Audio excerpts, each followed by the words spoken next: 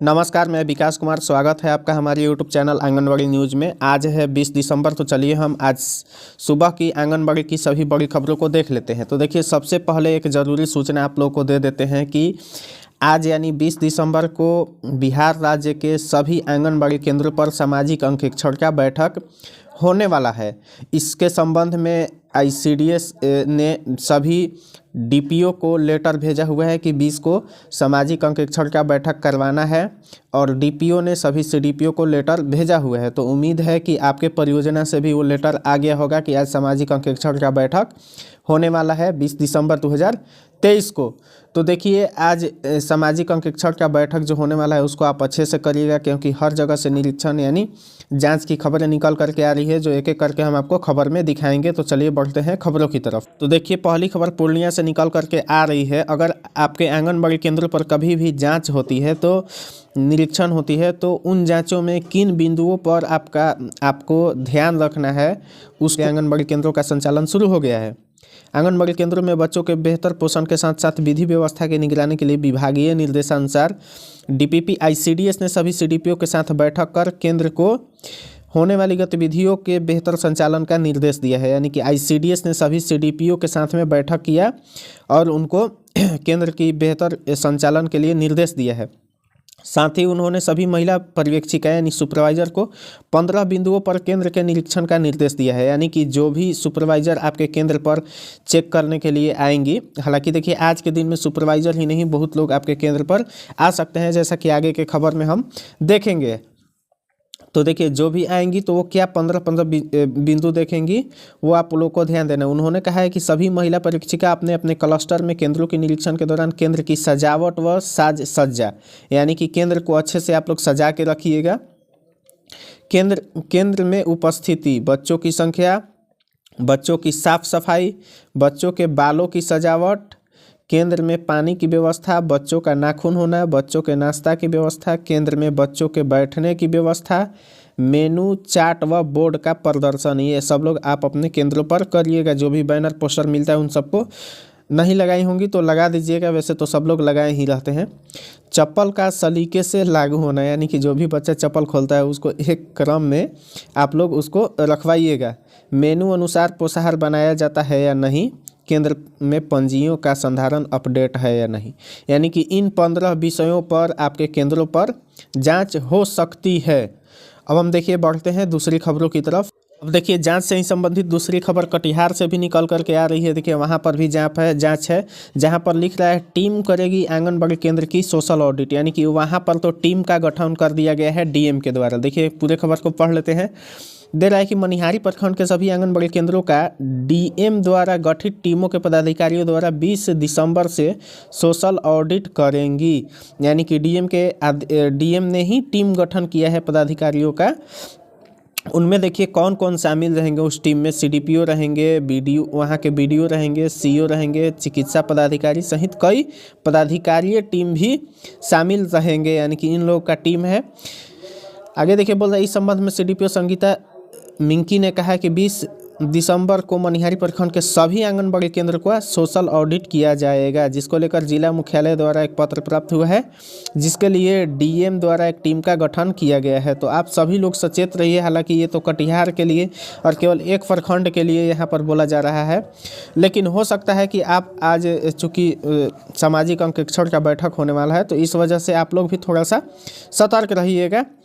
चलिए अब हम बढ़ते हैं अगली खबरों की तरफ। देखिए, एक मामला आया है मुजफ्फरपुर से, जहां पर फर्जी तरीके से आंगनबाड़ी सेविका की बहाली हुई है और फिर उन पर एफआईआर किया गया है। पूरा मामला देखिए क्या है कि आंगनबाड़ी सेविका पद पर फर्जी तरीके से बहाली को लेकर डीपीओ ने नगर थाने में प्राथमिकी दर्ज कराई है। यानी डीपीओ ने ही केस किया हुआ है उस सेविका के ऊपर।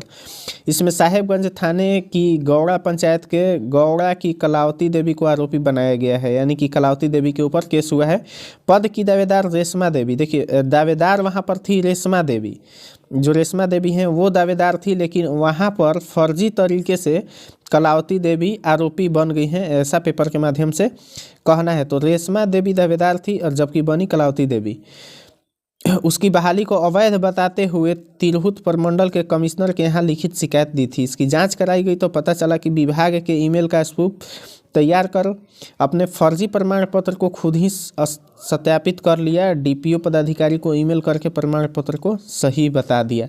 यानी कि उन्होंने फर्जीवाड़ा किया है, खुद से ही ईमेल को सत्यापित किया है और डीपीओ को ईमेल भी कर दिया है और अपने प्रमाण पत्र को सही बताया है। आगे इसकी पुलिस जांच कर रही है। तो ये विशेष खबर नहीं था, लेकिन हम आपको दिखा दिए। अब बढ़ते हैं अगली खबरों की तरफ। अब देखिए अगली खबर उत्तर प्रदेश से निकल करके आ रही है। हालांकि ये खबर उत्तर प्रदेश की है, लेकिन जल्द ही ऐसा बिहार में भी आपको देखने को मिलेगा, जहां पर दे रहा है प्री प्राइमरी के तहत कार्यकर्त्रियों को दिया जाएगा 4 दिवसीय प्रशिक्षण। जैसा कि आपको पता होगा कि सरकार ने न्यू इकोनॉमिकल पॉलिसी यानी कि न्यू शिक्षा नीति बना दी है। उसके तहत उन्होंने बोला है कि 3 से 6 वर्ष के बच्चों को प्री प्राइमरी में भेजा जाएगा। प्री प्राइमरी यानी कि जो स्कूल होता है सरकारी स्कूल, उसके पहले उन्हें प्री प्राइमरी की शिक्षा दी जाएगी, वो भी आंगनबाड़ी केंद्र पर शिक्षा दी जाएगी। तो उसी से संबंधित आंगनबाड़ी केंद्रियों को प्रशिक्षण दिया जा रहा है, जो कि गाजीपुर से अभी स्टार्ट हुआ है यूपी में। तो ऐसा आप ये पूरा न्यूज़ पढ़ लीजिएगा, आपको और विशेष इसमें जानकारी मिल जाएगी। लेकिन ऐसा बिहार में भी बहुत जल्द ही होने वाला है, क्योंकि प्री प्राइमरी शिक्षा सभी जगह लागू करना है, सरकार ने ऐसा बोला है। देखिए हम एक चयन मुक्त सेविका सहायिका के बारे में आपको अपडेट दे देते हैं कि देखिए जो भी चयन मुक्त सेविका सहायिका हुई हैं उनको अभी कोई भी राहत नहीं मिल रही है। और देखिए जो भी वार्ता होनी थी, जो निकल करके खबर आ रहा था कि सोमवार या मंगलवार तक चयन मुक्त सेविका सहायिका की वापसी हो जाएगी, वो वार्ता किसी कारणों से रुक गई है। उसका अभी स्पष्ट कुछ बाहर नहीं निकल करके खबर आ रहा है कि वो वार्ता आखिर क्यों रुकी है। तो देखिए हाई कोर्ट में जाने से मामला ज़रूर सही हो जाएगा, लेकिन आप एक चीज़ का अवश्य ध्यान रखेंगे कि कोर्ट में जाने का मतलब है कि उसमें कई सालों का लग जाना। हो सकता है 2 साल, 4 साल, 5 साल या उससे अधिक भी लग जाए, या ये भी हो सकता है कि कम समय में भी मामले का निष्पादन हो जाए। तो आप लोग हमेशा कोशिश में रहिए कि जो भी अपने क्षेत्रीय आपके क्षेत्र के विधायक हैं उन्हीं से वार्ता कीजिए और उन्हीं को ले करके जाइए मुख्यमंत्री जी के पास में, वहाँ से आप लोग वार्ता करवाइए। क्योंकि संघ अभी तक कुछ बहुत खास चीज़ नहीं कर पाया है जो कि करना चाहिए था आप लोग के हित में। 8 दिसंबर को ही ख़त्म हुआ था और आज देखिए 20 दिसंबर हो गया है, मतलब इतना दिन बीत गया है। आप लोग सोच सकते हैं कि 12 दिन बीत गया, अभी तक वार्ता कुछ नहीं हुआ। 12 दिनों से अभी जो भी चयन मुक्त सेविका सहायिका हैं वो अपने केंद्रों पर नहीं लौटी हैं। तो क्या अब ऐसे में सवाल है कि जो राष्ट्रीय खाद्य सुरक्षा अधिनियम का उल्लंघन हो रहा था ना, ऐसा विभाग बोल रहा था, तो अब नहीं हो रहा है क्या वो?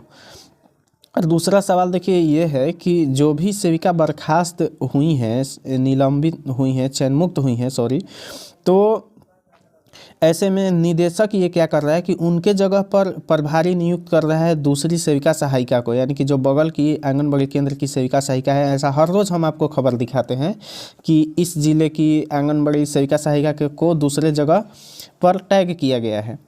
तो ऐसे में सवाल ये है कि हम आपको खबर दिखाए थे कि बांका जिला में तो लगभग सभी सेविका सहायिका चयन मुक्त हो गई हैं, तो क्या उस जिले को बगल के जिले से टैग किया जाएगा? आप सोच सकते हैं कि बगल का जिला उस जिले को कैसे चला पाएगा? उतना आंगनबाड़ी केंद्र दूर है कि बगल के जिला उसको कैसे चला पाएंगे? क्या वहाँ से संचालन कर लेंगे आंगनबाड़ी केंद्रों का? तो कहीं ना कहीं विभाग को भी ये सोचना चाहिए कि जो भी सेविका सहायिका चयन मुक्त हुई हैं वो अपनी मांगों के लिए वहाँ पर अड़ी हुई थी, तो उनकी मांगों को भी नहीं सुना गया, ऊपर से उनके ऊपर इतना अत्याचार हुआ।